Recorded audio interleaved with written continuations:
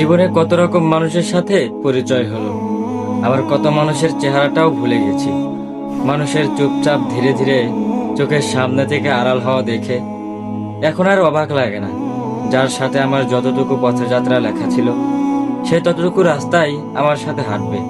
মাঝপথে আলাদা রাস্তায় ঢুকে পড়লে আমি আর আশ্চর্য হই না, কারণ চির বাস্তব হলো মানুষ তার পছন্দের জায়গায় ছুটে যাবেই। কে চলে গেল, কেন চলে গেল, এসব কারণ আর এখন খোঁজা হয় না। আমার সাথে তার এতটুকু পথযাত্রা ছিল, আমি এটাই বিশ্বাস করি, মেনে নেই। সবাই তার গন্তব্যস্থল খুঁজে পাক, আমি কারো শেষ গন্তব্য হব এটা জরুরি না।